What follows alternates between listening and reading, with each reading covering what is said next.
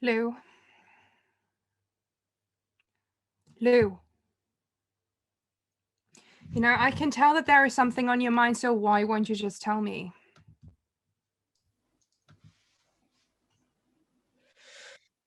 Because I'm fucking furious. What are you furious about? I'm not furious about something. I'm furious at someone. Then who are you furious at? You? Me? Oh, why are you furious at me? Because I know what you think you were doing was a good thing, but... But what? Do you remember when we first met? Yes, I do. And do you remember what I told you? Yes, you told me that you felt like a new man. You felt different. You had accepted the mistakes you've made and that you felt at peace. I was at peace with where I was. I was serving a purpose in prison. You were serving for a crime that you didn't commit. I stood by. I deserved my punishment. I did commit a crime. Lou, you were framed. I was there, wasn't I? It might as well be me that pulled the trigger. Does it haunt me to my core that I know this? Yeah.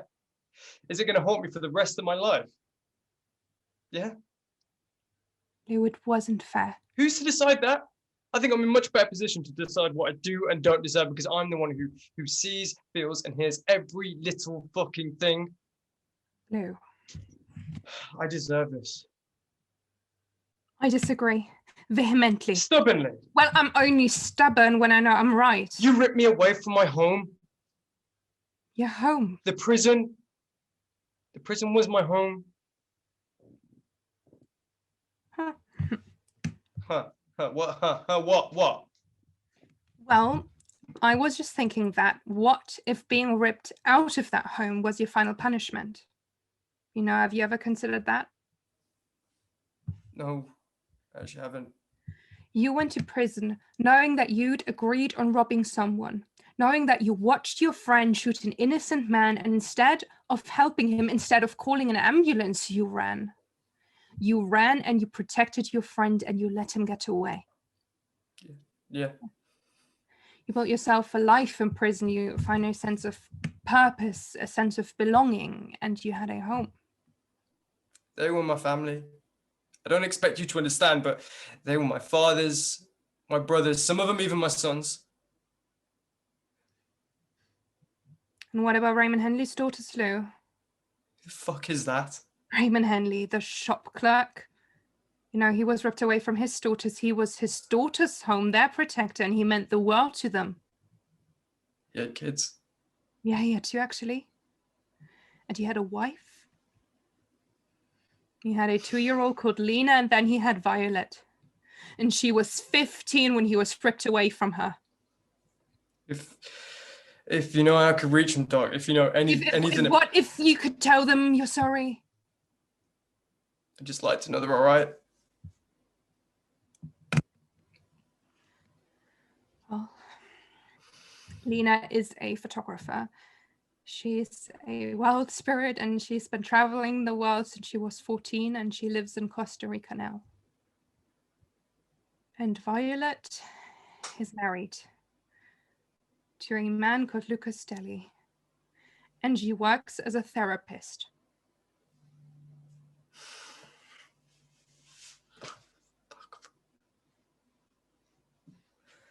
A home for a home. Yeah. A home for a home. So tell me then, Violet. What do I do now? Now? I don't know the world anymore, Violet. It's so different. I am alone. I'm fucking terrified. I can understand that, Lou. I know it's not your problem, but... It is my problem, Lou. It is your freedom, your life. It has to make sense. It has to. I believe that you're a good person, that you've done your sentence, and now I think you just have to take this final step. Make amends in the real world and find a purpose here. Everything is so different. Like, what do you have in mind? Like, have you tried ordering a coffee recently? What the hell is a caramel rice macchiato? What the hell is a chai pudding? When did McDreamy die? Sorry. I know you probably don't understand, but like, do you know where I'm coming from? I left the world that made sense, and now I'm returning to a technologically addicted absurdity. People eat bats. People talk to each other on screens. It probably must be very overwhelming. Yeah, just a little bit. Well, do you want to know a little secret, Lou? Sure. I feel exactly the same. You do? Yeah. Yeah, but it's fine if you find this weirdo. I think it's also a gift, isn't it? Still struggling to see that. Well, if you really think about it, it's amazing. You know, my husband is on the other side of the globe, and yet I see him every day, and I'm not allowed to come near you, but yet I'm talking to you right now. And I can help you, even like this. Why would you want to help me? Because for some reason, I still believe that life is a gift. And because I want your sacrifice to make sense. Our life needs to have meaning for as long as we live. Otherwise, what's the point? What's the point, indeed? You know, when my father died, I had a choice. I could either live a life filled with hate or a life filled with hope. And I chose hope. I help people who've made terrible mistakes see hope again. I'm a criminal, Violet. A criminal deserves to hope as well. Thank you for everything.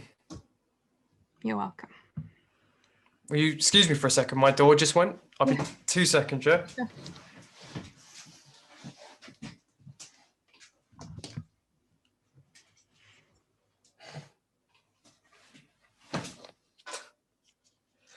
To you, Lou, here's a extra hot caramel macchiato.